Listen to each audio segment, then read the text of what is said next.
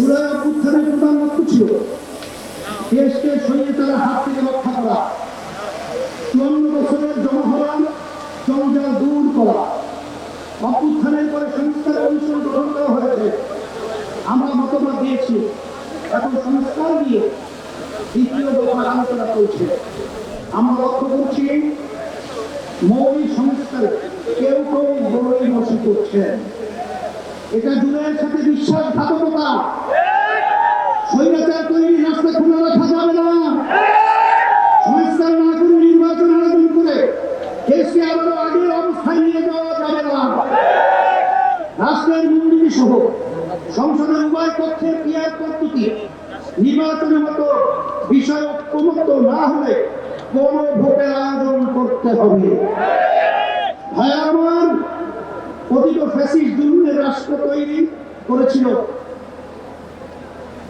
হাজার হাজার মানুষকে গুম ও খুন করেছে, বিলিয়ন বিলিয়ন টাকা দেশ থেকে চুরি করে নিয়ে গেছে, লাখো মানুষকে কারাবন্দী করেছে, চাঁদাবাজি করে মানুষের জীবন অনিষ্ট করেছে, আর 24 জুলাইকে প্রকাশ্যে গণহত্যা করেছে।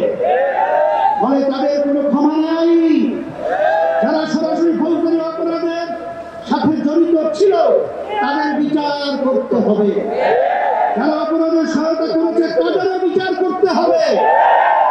বিচারের ক্ষেত্রে কিছুটা অগ্রগতি হলেও অতীত সরকারের অধিকাংশ মন্ত্রী এমপি ও নেতারা এখন জেলের বাইরে, অনেকেই দেশের বাইরে থেকে উস্কানি দিয়ে যাচ্ছে। আজকের এই মহাসমাবেশ থেকে ঘোষণা করছি, অবিলম্বের ফ্যাসিবাদের সাথে জড়িত সকলকে শাস্তির আওতায় আনতে হবে। আরেকটা কথা বলি, সুপ্রিম কোর্টে বিচারপতি নিয়োগ দিয়ে অতীতের মতোই বাতাসে নানা রকম কথা ভাসছে। আমরা আমাদের চোখ কান খোলা রেখেছি। যোগ্যদের বাদ দিয়ে যদি তথাকথিত শপথবদ্ধ রাজনীতিবিদদের নিয়োগ দেওয়া হয়, তা কারোই বা কারোর জন্যই সুকুমার হবে না। প্রিয় দেশবাসী, দেশের সকল মানুষের ভোটের দাম সমান। কারো ভোট যাতে অবমূল্যায়ন না হয় সেই ব্যবস্থা করতে হবে। তাই আগামী নির্বাচন সংসদের উভয় পক্ষে অবশ্যই পিআর পদ্ধতিতে নির্বাচন দিতে হবে। যেটা যত শতাংশ ভোট পাবে সংসদে তাদের সেই আসন থাকবে। এই পদ্ধতিতে রাষ্ট্র পরিচালনায় সকলের মতের প্রতিফলন ঘটবে। কোন দল জায়গায় হওয়ার সুযোগ পাবে না। এটা তিনটির দাবি, এটা এখন জনগণের দাবি, দেশের অধিকাংশ রাজনৈতিক দলের দাবি, সকল ধর্মের মানুষের দাবি। আজকের এই মঞ্চ এটা আবারও প্রমাণ করেছে। ভাইয়ের আমার, আমরা বারবার রক্ত দিয়েছি কিন্তু সফলতা পাই নাই। কারণ আমরা প্রতিবারের নেতা ও নীতি বাছাই করতে ভুল করেছি। আমরা 54 বছরে অনেক দলকে দেশ শাসন করতে দেখেছি, কিন্তু ইসলামকে এখনো ক্ষমতায় নিতে পারি নাই। এবার ইসলাম পন্থীদের ঐক্যের ব্যাপারে গণপ্রত্যাশা তৈরি হয়েছে। আমি শুরু থেকে ইসলাম পন্থী সকল ভোট এক বাক্সে আনার কথা বলে আসছি।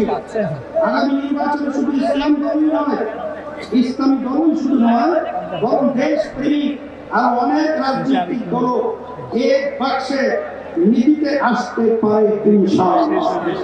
যদি আমরা একত্রে নির্বাচন করতে পারি, যদি কার্যকর ঐক্য গড়ে তুলতে পারি, তাহলে বাংলাদেশে ইসলামপন্থীরাই হবে প্রধান রাজনৈতিক শক্তি। রাষ্ট্র পরিচালনার দায়িত্ব আমাদের হাতে আসবে ইনশাআল্লাহ। প্রিয় দেশবাসী, অন্তর্বর্তীকালীন সরকার জুলাই অভ্যুত্থানের ফসল এত জনসমর্থন নিয়ে আর কোন সরকার দায়িত্ব গ্রহণ করে নাই। আমরা নিঃস্বার্থভাবে এই সরকারের পাশে দাঁড়িয়েছি। সরকারকে বলবো, সংস্কার, বিচার ও সুষ্ঠু নির্বাচনের যে অঙ্গীকার নিয়ে আপনারা দায়িত্ব নিয়েছেন সেই দায়িত্ব পালনে অবিচল থাকুন।